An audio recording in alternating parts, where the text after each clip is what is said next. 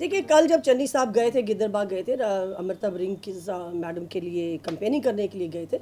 सबने सुना है वो वीडियो में क्या कहा, मैं उसको दोबारा दोहराऊंगी नहीं, क्योंकि वो इतना शर्मनाक है जिस तरह से उन्होंने कंपेयर किया। आप लोग सब देखिए उसको।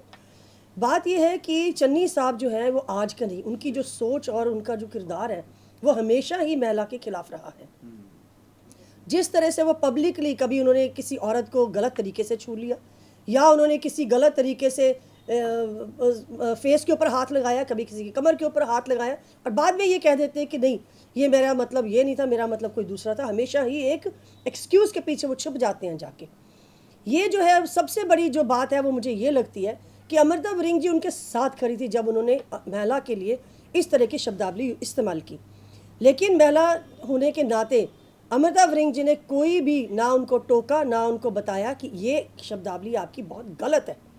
जब वोटों का टाइम होता है, जब आप लेना जाते हैं, अमृता बरिंग जी सुबह से लेकर रात तक एक वोटों के लिए जाते हैं, हर महिला को जाके हक करते हैं, पैरों को हाथ लगाते हैं, आशीर्वाद लेने की कोशिश करते हैं, लेकिन जब उनके इज्जत के ऊपर आती है तब वो चुप हो जाती हैं। तो क्या दर्शाता है ये चीज़ें? और चन्नी जी तो पुराने खिलाड़ी हैं इन चीज़ों में कि जब महिला के खिलाफ हर टाइम रहना, लेकिन इस टाइम उन्होंने हद तब कर दी जब उन्होंने जट समाज को और पंडित समाज को जो है वो टारगेट किया। इस तरह से क्या करना चाहते हैं कि एक स्टेट के अंदर अशांति करना चाहते हैं, ऐसी स्टेटमेंट देके एक पर्टिकुलर कम्युनिटीज़ को लेके इस तरह से, एक महिला को लेके इस तरह से कर रहे हैं। इसके लिए हमने जो है नोटिस दिया है उनको, कल शाम तक का टाइम दिया है कि वो आके इसको एक्सप्लेन करें कि क्यों कर रहे हैं। नहीं तो हम इसके लिए लीगल एक कार्रवाई जो है, ये लीगल सलाह लेके उनके ऊपर कार्रवाई करेंगे। उनके ऊपर FIR भी हो सकती है। ये इस तरह से अशांति करने के लिए और महिलाओं को डेफेमेशन के लिए उनके ऊपर कार्रवाई की जा सकती है। ਰਾਜ ਮੈਡਮ, ਇੱਥੇ ਇੱਕ ਸਵਾਲ ਇਹ ਆਉਂਦਾ, ਇਸ ਤੋਂ ਪਹਿਲਾਂ ਵੀ ਕਈ ਵਾਰੀ ਨੋਟਿਸ ਜਿਹੜੇ ਨੇ ਮਹਿਲਾ ਕਮਿਸ਼ਨ ਵੱਲੋਂ ਚਰਨਜੀਤ ਸਿੰਘ ਚੰਨੀ ਨੂੰ ਦਿੱਤੇ ਗਏ ਨੇ, ਬਟ ਕਦੀ ਉਹ ਫਿਜ਼ੀਕਲੀ ਅਪੀਅਰ ਨਹੀਂ ਹੋਏ, ਤੇ ਇਸ ਵਾਰੀ ਕੀ ਉਹਨੂੰ ਫਿਜ਼ੀਕਲੀ ਅਪੀਅਰ ਹੋਣ ਨੂੰ ਕਿਹਾ ਜਾਏਗਾ? ਕਿਉਂਕਿ ਇਹੋ ਜਿਹਾ ਮਾਮਲਾ ਪਹਿਲੀ ਵਾਰ ਸਾਹਮਣੇ ਨਹੀਂ ਆਇਆ ਮਹਿਲਾ ਕਮਿਸ਼ਨ ਦਾ, ਔਰ ਪਹਿਲੀ ਵਾਰੀ ਨੋਟਿਸ ਵੀ ਨਹੀਂ ਮਹਿਲਾ ਕਮਿਸ਼ਨ ਵੱਲੋਂ ਗਿਆ। ਬਿਲਕੁਲ, ਜਿਹੜਾ ਹੈ ਅਸੀਂ ਨੋਟਿਸ ਜਿਹੜਾ ਦਿੱਤਾ ਫਿਜ਼ੀਕਲੀ ਅਪੀਅਰ ਹੋਣ ਦੇ ਲਈ ਕਹਾਂਗੇ। ਅਗਰ ਉਹ ਜਵਾਬ ਨਹੀਂ ਦਿੰਦੇ, ਫਿਜ਼ੀਕਲੀ ਅਪੀਅਰ ਨਹੀਂ ਹੁੰਦੇ ਕਿਸੇ ਐਕਸਕਿਊਜ਼ ਲੈ ਕੇ ਕਿਸੇ ਚੀਜ਼ ਨੂੰ, ਉਹਨਾਂ ਦੇ ਖਿਲਾਫ ਅਸੀਂ ਲੀਗਲ ਕਾਰਵਾਈ ਜ਼ਰੂਰ ਕਰਾਂਗੇ। ਔਰ ਮੈਂ DGP ਸਾਹਿਬ ਨੂੰ ਵੀ ਇਹ ਚਿੱਠੀ ਲਿਖਣ ਲੱਗੀ ਹਾਂ ਕਿ ਅਗਰ ਇਹ ਜਿੱਦਾਂ ਜਿਸ ਤਰੀਕੇ ਨਾਲ ਇਹਨਾਂ ਨੇ ਕਮਿਊਨਿਟੀ ਨੂੰ ਟਾਰਗੇਟ ਕੀਤਾ ਹੈ, ਅਗਰ ਕੋਈ ਬੰਦੇ ਇਹਨਾਂ ਦੇ ਕੋਈ ਭੜਕਦੇ ਨੇ ਜਾਂ ਇਹਨਾਂ ਦੇ ਖਿਲਾਫ ਸੜਕਾਂ ਤੇ ਆਉਂਦੇ ਨੇ ਜਾਂ ਮਹਿਲਾਵਾਂ ਇਹਨਾਂ ਦੇ ਖਿਲਾਫ ਜਿਹੜੀ ਆਵਾਜ਼ ਚੁੱਕਦੀਆਂ ਨੇ, ਅਗਰ ਅਸ਼ਾਂਤੀ ਹੁੰਦੀ ਹੈ, ਇਹਨਾਂ ਦੇ ਜ਼ਿੰਮੇਵਾਰ ਸਿਰਫ ਤੇ ਸਿਰਫ ਚਰਨਜੀਤ ਚੰਨੀ ਜੀ ਹੋਣਗੇ।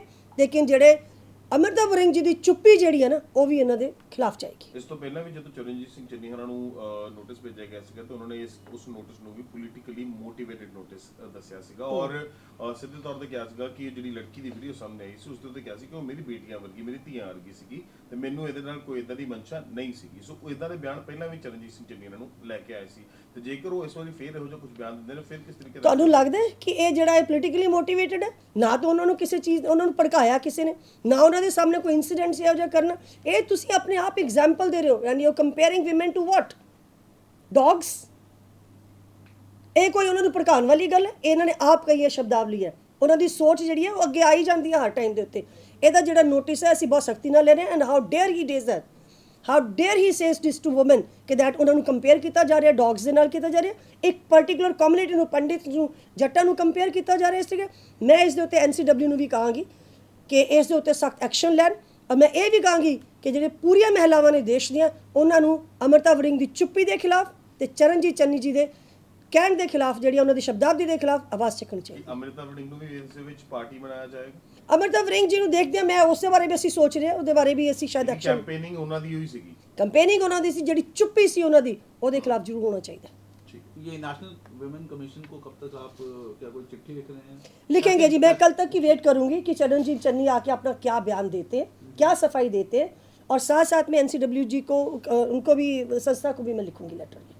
मैम, जिस तरीके ਦੇ ਨਾਲ ਇਹ ਜ਼ਿਮਨੀ ਚੋਣਾਂ ਦੇ ਵਿੱਚ ਔਰਤਾਂ ਦੇ ਬਾਰੇ ਟਿੱਪਣੀਆਂ ਕੀਤੀਆਂ ਜਾ ਰਹੀਆਂ, ਇਸ ਤੋਂ ਪਹਿਲਾਂ ਵੀ ਰਾਜਾ ਵੜਿੰਗ ਦੇ ਵੱਲੋਂ ਇਹ ਕਿਹਾ ਗਿਆ ਸੀ ਕਿ ਮੇਰੀ ਘਰਵਾਲੀ ਤਾਂ ਸੁਰਖੀ ਬਿੰਦੀ ਲਾ ਕੇ ਚਲੇ ਜਾਂਦੀ ਹੈ, ਉਸ ਨੂੰ ਲੈ ਕੇ ਵੀ ਕਾਫੀ ਬਿਆਨਬਾਜ਼ੀ ਹੋਈ ਸੀ, ਤੇ ਹੁਣ ਚੰਨੀ ਸਾਹਿਬ ਦੇ ਵੱਲੋਂ ਵੀ ਇਹ ਬੋਲਿਆ ਗਿਆ ਹੈ।